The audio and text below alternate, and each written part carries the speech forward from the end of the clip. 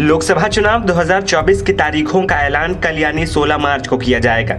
निर्वाचन आयोग कल दोपहर 3 बजे प्रेस कॉन्फ्रेंस करेगा। खबर है कि इस बार यूपी में 7 से 8 चरणों में मतदान हो सकता है, जिसके लिए अप्रैल के पहले या दूसरे हफ्ते में पहले चरण का मतदान होगा, जबकि मई के दूसरे हफ्ते तक मतदान की प्रक्रिया पूरी हो सकती है।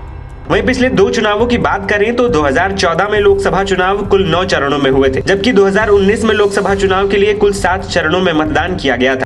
2019 लोकसभा चुनाव की शुरुआत 11 अप्रैल से हुई थी, जो 19 अप्रैल तक 7 चरणों में खत्म हुई थी। 23 मई को मतगणना हुई। 3 राज्यों में सभी 7 चरणों में वोट डाले गए थे, जिसमें बिहार और पश्चिम बंगाल के अलावा उत्तर प्रदेश भी शामिल था। पहले चरण में पश्चिमी उत्तर प्रदेश की कुल 8 सीटों पर वोट डाले गए थे। 18 अप्रैल को दूसरे चरण में 8 सीटों पर वोटिंग हुई।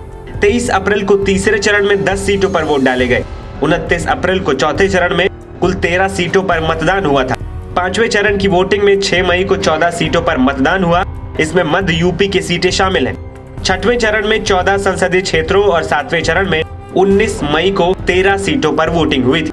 2024 के लोकसभा चुनाव में भी कुछ यही देखने को मिल सकता है। चुनाव की तारीखों के ऐलान में भले अभी भी इंतजार हो, लेकिन 2024 के लिए सियासी दलों ने प्रत्याशियों को मैदान में उतारना शुरू कर दिया है। 2024 लोकसभा चुनाव के लिए बीजेपी ने पहली लिस्ट में 2 मार्च को 195 उम्मीदवारों की घोषणा की थी, जबकि दूसरी लिस्ट में 72 सीटों पर प्रत्याशी घोषित किए थे। जबकि प्रदेश में समाजवादी पार्टी और बसपा भी कई सीटों पर अपने उम्मीदवार उतार चुकी है। सपा ने करीब 27 सीटों पर अपने प्रत्याशियों की घोषणा की है।